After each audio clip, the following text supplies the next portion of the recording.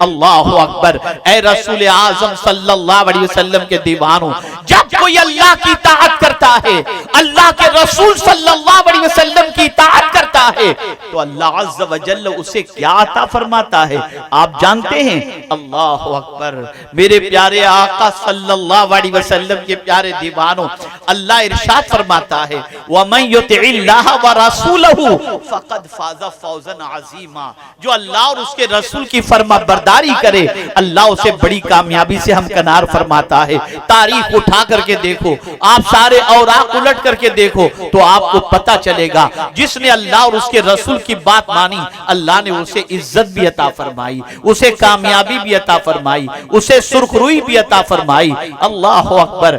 आज के बेदाढ़ी मुसलमानों से कहा जाए दाढ़ी रखो तो मुसलमान कहता है मेरी खूबसूरती में फर्क पड़ जाएगा, पर्सनालिटी मांद पड़ जाएगी, लोग मुझे बूढ़ा तस्वुर करेंगे। अल्लाह अल्लाह, आप जरा सोचो, क्या आपके चेहरे पर झुर्रियां नहीं आएंगी? क्या बुढ़ापे की दहलीज पर आप नहीं पहुंचोगे? क्या आपकी खूबसूरती मांद नहीं पड़ जाएगी?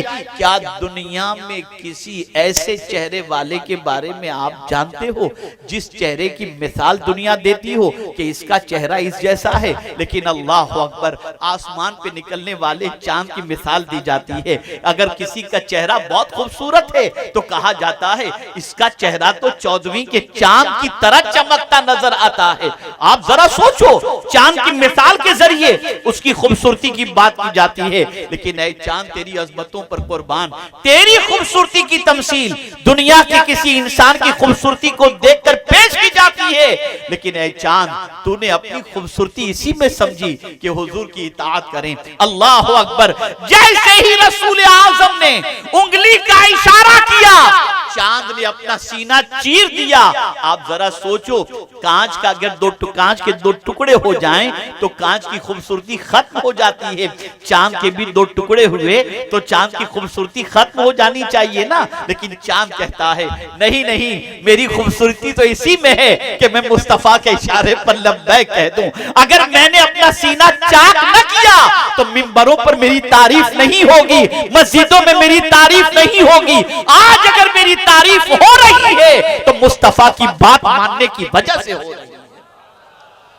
चांद बदसूरत नहीं, चांद खूबसूरत कहलाता है। आज भी चांद की खूबसूरती की मिसालें पेश की जाती हैं। मुसलमानों, तुम्हें क्या हो गया? नबी के तरीके पर अमल करने में तुम सोचते हो कि तुम नाकाम हो जाओगे। आइए और थोड़ा सा समझाता हुआ चलो। कोई अरबपति है, खरबपति है, करोड़पति है, लखपति है, लंबी गाड़ियां हैं, बंगलो है, और उसी का एक भाई एकदम गरीब है, मजदूरी करता है, तो वो अपने भाई को रिस्पेक्ट नहीं देगा कि पहनने के लिए उसके पास कपड़े नहीं। किसी महफिल में आ जाए तो बताएगा नहीं कि ये मेरा भाई है, इसलिए कि गरीब है ना, अच्छे कपड़े नहीं पहना। उसका भाई भी आ रहा हो, कोट पेंट वाला भी आ रहा हो, तो आदमी क्या करेगा? कोट पेंट वाले की आओ, आइए आइए, कैसे आप, खैरियत से हैं? लेकिन बेचारा फटे पुराने कपड़े के अंदर उसका कोई रिश्तेदार या भाई आया तो उसे वो इज्जत नहीं दी जाती। बोलिए, मेरी बात समझ रहे हैं? नहीं समझ? ऐसा है या नहीं? आप जवाब दीजिए। है ना? होता है ना ऐसा? गरीब को कोई इज्जत नहीं देता, फकीर को कोई इज्जत नहीं देता, पेवन वाले कपड़े वालों को कोई इज्जत नहीं देता। लेकिन मैं हैरान हूं, या अल्लाह, माजरा क्या है? ख्वाजा के कपड़े पर तो पेवर लगे हुए थे, उनका तो कोई बंगला भी नहीं था, लेकिन बादशाह उनकी बारगाह में हाजिर होकर के भीख मांगता दिखाई देता है। या अल्लाह, ये ख्वाजा को इज्जत कैसे मिली पेवन वाले कपड़े के बावजूद? तो जवाब मिलेगा, ख्वाजा अपनी ख्वाहिश की पैरवी नहीं करते थे, मुस्तफ़ा प्यारे की इताअत करते थे, इसलिए अल्लाह ने उनको ये इज्जत अता फरमाई। मुसलमान, तुम अल्लाह और उसके रसूल की इताअत करो, अल्लाह और उसके रसूल की फरमाबरदारी करो।